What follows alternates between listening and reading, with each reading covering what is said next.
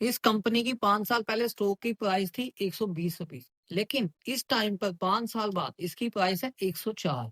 अभी आपने डिसाइड करना है कि इस कंपनी ने इन्वेस्टर्स को प्रॉफिट दिया भी है कि नहीं, या इन्वेस्टर्स को सिर्फ एक ट्रैप में फंसाए रखा है। अस्सलाम वालेकुम गाइस, मैं चम शुएब, आप देख रहे हैं B one billion YouTube channel. जिस तरह कि आपको पता है कि 15,000 सब्सक्राइबर्स के बाद हम आपके लिए बिगिनर टू प्रो लेवल का फंडामेंटल कोर्स पब्लिक करने जा रहे हैं, तो जल्दी से चैनल को सब्सक्राइब कर लें और दोस्तों की हेल्प के लिए शेयर लाजमी करें, ताकि हमारे भी चैनल के सब्सक्राइबर्स जल्दी से जल्दी कंप्लीट हो सके और आपको बिगिनर टू प्रो लेवल का फंडामेंटल कोर्स बिल्कुल फ्री इसी चैनल के थ्रू सीखने को मिले। एंड एक व्हाट्सएप चैनल का लिंक जो कि इसी वीडियो के डिस्क्रिप्शन में मौजूद है, तो आप उसको भी फॉलो करके पीएसएक्स से रिलेटेड न्यूज़ एंड अपडेट्स को बिल्कुल टाइमली अवेल कर सकते हैं। एंड जिस तरह के ये कंपनी के एनालिसिस भी कमेंट बेस्ड हैं, तो अगर आप भी किसी कंपनी के एनालिसिस चाहते हैं, तो कमेंट सेक्शन में कमेंट कर सकते हैं, तो आपके लिए भी उस कंपनी के एनालिसिस किए जाएँगे। एंड फर्दर बहुत सी कंपनीज़ के एनालिसिस की वीडियोज़ के लिंक्स इसी वीडियो के डिस्क्रिप्शन में मौजूद हैं। तो आप भी कोई भी कंपनी के एनालिसिस को इस वीडियो के डिस्क्रिप्शन में जाके लिंक्स पर क्लिक करके उन वीडियोज़ के एनालिसिस को भी देख सकते हैं। तो ये बी वन बिलियनियर टीम की तमाम फैसिलिटीज़, आप इनमें से कोई भी फैसिलिटीज़ अवेल करने के लिए इस व्हाट्सएप नंबर पर राब्ता कर सकते हैं। एंड एक ये नज़र हमारे प्रीमियम ग्रुप के प्रॉफिट्स पर डालें। तो अगर आप भी हमारे प्रीमियम ग्रुप की ये तमाम फैसिलिटीज़ अवेल करना चाहते हैं, जो कि एक ही ग्रुप में होंगी, और वो भी बिल्कुल इकोनॉमिकल चार्जेज़ में। तो अगर आप भी फॉलो करना चाहते हैं हमें, देन इस व्हाट्सएप नंबर पर राब्ता कर सकते हैं। तो चलिए वीडियो को स्टार्ट करते हैं।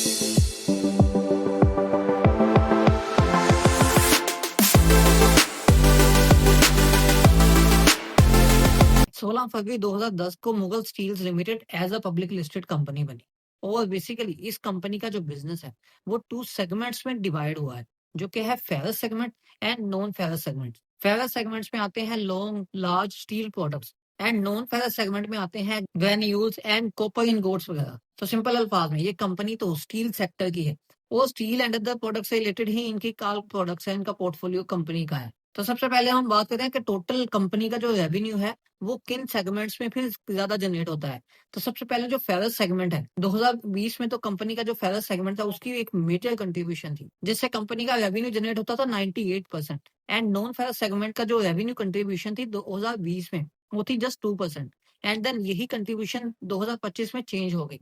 तो ये 2025 के डाटा के अकॉर्डिंग इस टाइम जो कंट्रीब्यूशन है टोटल कंपनी के रेवेन्यू में फेरस सेगमेंट की, वो है अप्रोक्सीमेटली 81%। एंड सेम ऐसे ही नॉन फेरस सेगमेंट की कंट्रीब्यूशन है टोटल रेवेन्यू में 19%, जो कि इनमें हल्का फुल्का अप एंड डाउन आ जाता है। तो मतलब कंपनी का जो टोटल रेवेन्यू है वो लार्ज प्रोडक्ट, जो कि लार्ज स्टील प्रोडक्ट्स हैं, उनसे ही जनरेट होता है। एंड कंपनी का अगर total market share Pakistani market को लेकर कंसिडर करें, तो ये जस्ट 5% था पिछले 5 सालों में। लेकिन 2024 से अगर हम इसको देखें, तो 2024 से कंपनी का जो टोटल मार्केट शेयर है पाकिस्तानी मार्केट का, वो 7 टू 8% तक आ गया है, जो कि अगले 5 सालों में भी कंपनी के जो टोटल एफिशिएंसी कैपेसिटी की देखते हुए, कंपनी के जो टोटल रेवेन्यूज उसकी ग्रोथ को देखते हुए, अगले 5 सालों में भी कंपनी का जो मार्केट शेयर है वो 8 के आसपास ही रहेगा। इससे कम होने की ज्यादा उम्मीद नहीं है, और इससे ज्यादा होने की थोड़ी सी एक्सपेक्टेशन है, लेकिन ज्यादा नहीं। तो ये कंपनी के रेवेन्यू को देखते हुए कंपनी के ऑपरेटिंग प्रॉफिट मार्जिन की जो परसेंटेज है, वो 2023 के आसपास तो तकरीबन 13% थी, लेकिन उसके बाद ये डिक्रीज हो गई। लेकिन अब मजीद इसकी जो ऑपरेटिंग प्रॉफिट मार्जिन रेशियो है वो इंक्रीज हो गई है, जो कि 7 से इंक्रीज होकर नियर टू 10 आ चुकी है, जो कि 12 ट्रेलिंग मंथ्स का अगर डाटा हम देखें।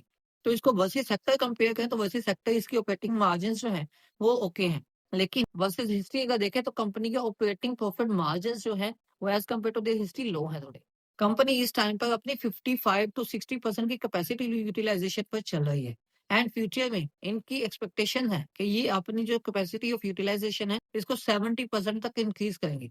तो ये 70% तक आने पर कंपनी के जो एक्सपेंसेस है वो भी डिक्रीज हो जाएंगे, एंड कंपनी में काफी ज्यादा एफिशिएंसी भी देखी जाएगी, जिसमें फ्यूचर में कंपनी में काफी ज्यादा इंप्रूवमेंट्स के चांसेस हैं। और ये 70% यूटिलाइजेशन का इनका जो टारगेट है वो फाइनल ईयर 2030 तक है। तो इस कंपनी की अगर फाइनेंशियल हेल्थ की बात करें, तो इस कंपनी की स्टेटमेंट ऑफ फाइनेंशियल पोजीशन में इनके बैलेंस शीट को देखते हैं। तो सबसे पहले आप total non current assets company के देखें, जो कि total non current assets company के 2019 में 8.6 मिलियन थे, जो कि इंक्रीज होकर 2025 में 26.06 मिलियन तक आ गए। तो मतलब कंपनी में काफी ज्यादा इंप्रूवमेंट देखी गई टोटल नॉन करंट एसेट्स में। एंड सेम ऐसे ही टोटल करंट एसेट्स कंपनी के 41.6 मिलियन इस टाइम पे हैं, जो कि 14.01 मिलियन थे। तो इसमें भी काफी ज्यादा इंक्रीज देखा गया। तो टोटल एसेट्स की डिटेल आपके सामने है।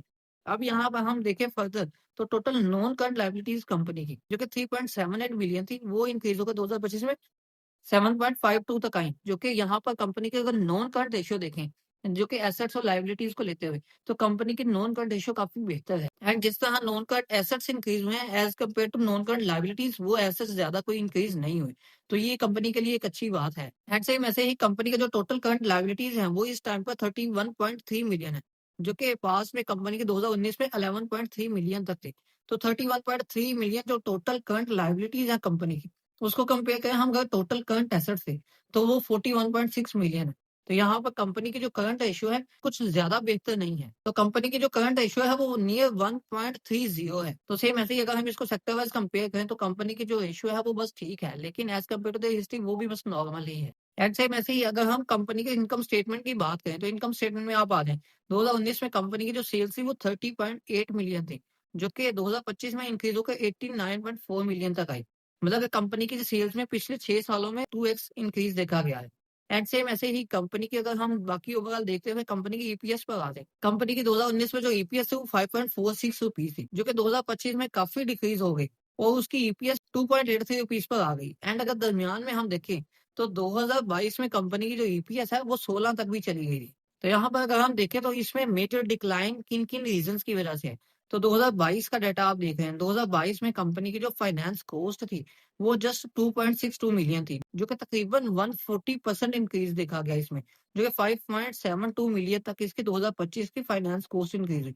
तो ये कंपनी के लिए काफी बुरी चीज थी। एंड सेम ऐसे ही अगर हम फर्दर इसको देखें तो कंपनी की cost of sales and same ऐसे ही distribution expenses and other all expenses आपके सामने हैं, जिससे आप इजीली कंपनी को अंडरस्टैंड कर सकते हैं। तो अब चूंकि ये जो फाइनेंशियल ईयर 2026 स्टार्ट हुआ है, तो यहाँ पर कंपनीज जो हैं साइक्लिकल स्टॉक्स उनमें काफी ज्यादा इंप्रूवमेंट देखी जाएगी, क्योंकि पाकिस्तान की इकोनॉमी स्टेबल है, इसी तरह रुपी स्टेबिलिटी और बहुत से अच्छे इंडिकेटर्स फंडामेंटली भी पाकिस्तान स्टॉक एक्सचेंज को स्पेशली सपोर्ट कर रहे हैं। तो ऑब्वियसली पाकिस्तान स्टॉक एक्सचेंज में जो लिस्टेड कंपनीज हैं उनमें भी काफी सपोर्ट देखी जाएगी।